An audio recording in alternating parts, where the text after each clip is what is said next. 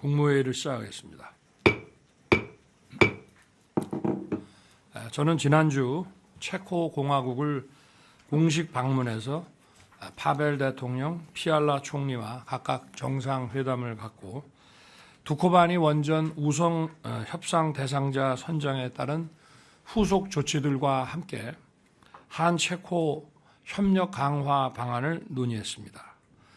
저는 두코바니 신규 원전 사업이 한국과 체코의 관계를 획기적으로 발전시키는 전기가 될 것이며 두코바니 원전 사업의 성공을 위해 민관 팀 코리아가 최선을 다할 것이라고 강조했습니다. 또 체코의 상원 의장, 하원 의장과 두코바니 지역의 주지사를 비롯한 주요 인사들도 만났습니다. 이들은 모두 한결같이 한 체코 원전 파트너십이 흔들림 없이 발전할 수 있도록 힘을 모으겠다고 약속했습니다. 앞으로 원전의 건설, 운영, 연구, 개발, 인력 양성에 이르기까지 원전 생태계 전 주기에 걸친 한 체코 원전 동맹을 구축하게 될 것입니다. 아울러 이번 방문을 계기로 양국 정부는 장기적, 포괄적 원전 협력 체계 구축과 함께 양국 협력을 첨단 산업과 첨단 과학기술 연구 개발 협력 그리고 고속철 인프라에 이르기까지 전면 확대해 나가기로 했습니다. 이러한 한 체코 관계의 미래 비전을 담은 공동 성명을 발표했고 2027년까지 이를 구체적으로 이행해 나가기 위한 액션 플랜도 함께 채택했습니다. 체코는 국민들께서도 잘 아시다시피 정밀기계공업 강국입니다. 그리고 자유, 인권, 법치의 가치를 공유하는 중요한 우방국입니다. 이번에 마련한 협력의 틀을 기반으로 양국 제조업과 첨단 기술이 결합하여 큰 시너지가 만들어질 것입니다. 각 부처는 이번 체코 방문을 계기로 정부 부처 사이에 맺어진 협력 약정과 후속 조치들을 충실하게 이행해서 국민들께서 체감하는 성과가 도출되도록 해주기 바랍니다. 정쟁은 국경선에서 멈춰야 한다는 말이 있습니다. 국익 앞에 오로지 대한민국만 있을 뿐 여야가 따로 있을 수 없습니다. 그러나 우리 정치권 일각에서 체코 원전 사업 참여를 두고 덤핑이다, 적자 수주다 하며 근거 없는 낭설을 펴고 있습니다. 정부는 기업의 수주와 사업 참여를 국가적으로 지원하는 것뿐입니다. 어느 기업이 손해나는 사업을 하겠습니까? 참으로 개탄스러운 일입니다. 사활을 걸고 뛰는 기업들과 협력업체들, 이를 지원하는 정부를 돕지는 못할 망정 이렇게 회방하고 가로막아서야 되겠습니까? 국민을 위하고 나라의 미래를 위한 올바른 길이 무엇인지 진지하게 성찰할 필요가 있습니다. 또 요즘 정치권 일각에서 갑자기 통일을 추진하지 말자, 통일이란 말은 이야기하지 말자는 목소리도 나오고 있습니다. 평생을 통일운동에 매진하면서 통일이 인생의 목표인 것처럼 이야기하던 많은 사람들이 북한이 두 국가론을 주장하자 갑자기 자신들의 주장을 급선회했는데 도무지 이해할 수가 없습니다. 자신들의 통일 주장에 동의하지 않으면 반통일, 반민족 세력이라고 규탄하더니 하루아침에 입장을 180도 바꾼 것을 누가 납득할 수 있겠습니까? 이는 대한민국 헌법이 명령한 자유민주주의 평화 통일 추진 의무를 저버리는 반헌법적 발상입니다.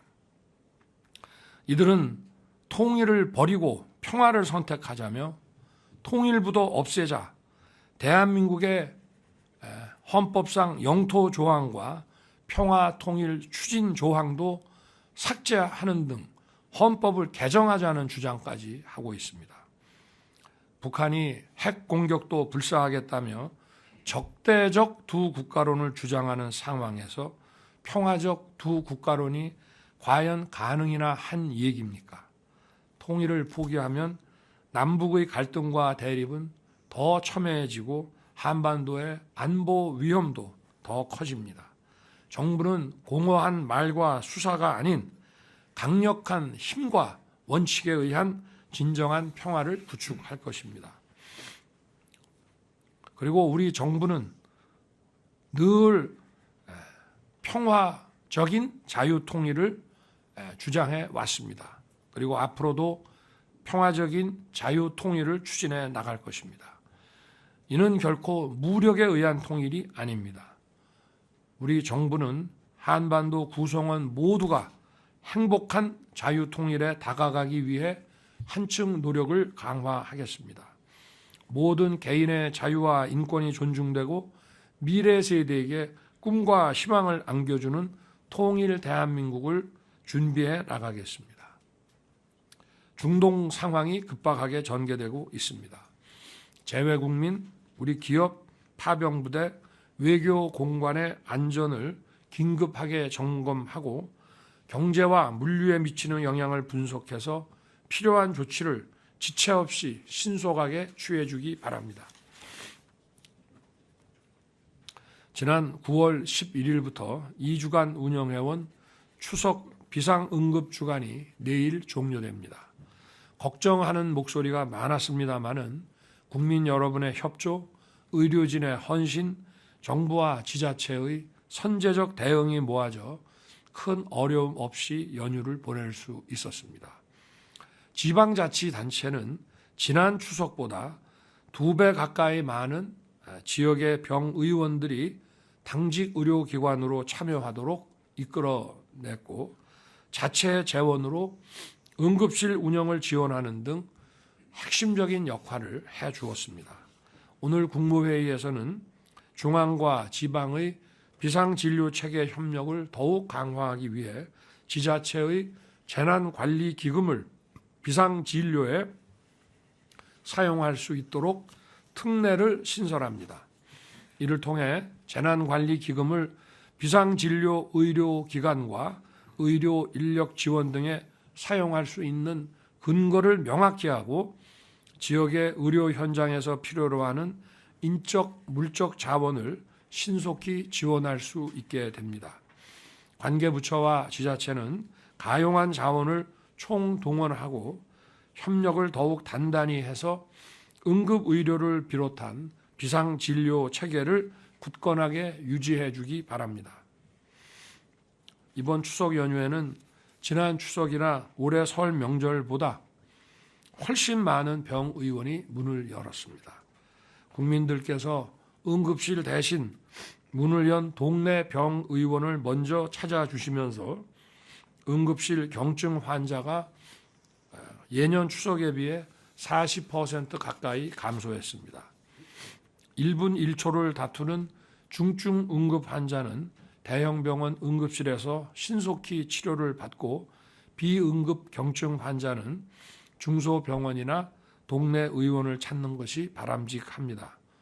그래야만 더 많은 생명을 살릴 수 있고 의료진의 과도한 부담을 덜어 의료 서비스의 질을 높일 수 있습니다.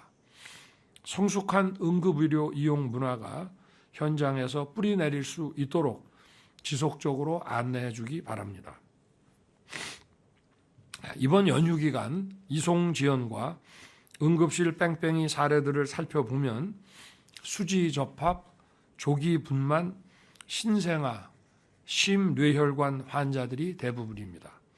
후속 진료를 담당한 필수 의료 전문의가 절대적으로 부족한데 그 근본 원인이 있습니다.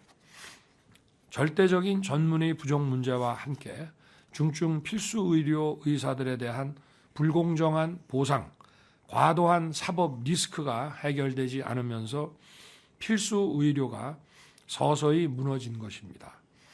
이것이 바로 우리 정부가 의료 개혁을 추진하는 이유입니다. 의료 개혁 없이는 국민의 생명과 건강을 지키는 지역 균형 필수 의료 체계를 재건할 수 없습니다.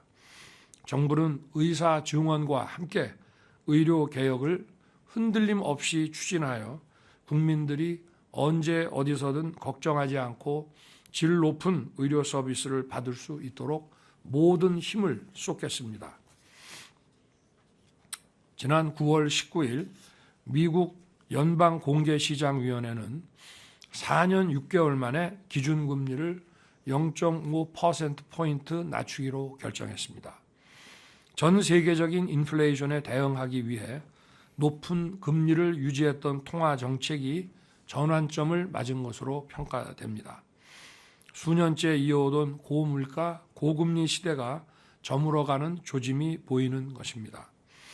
이런 가운데 올해 우리 수출이 전년 대비 9.9% 증가하여 경제 성장을 이끌고 있습니다. 소비자 물가 상승률은 5개월 연속 2%대를 기록하고 있으며 특히 8월에는 2.0%로 3년 5개월 만에 가장 낮은 수준으로 내려왔습니다.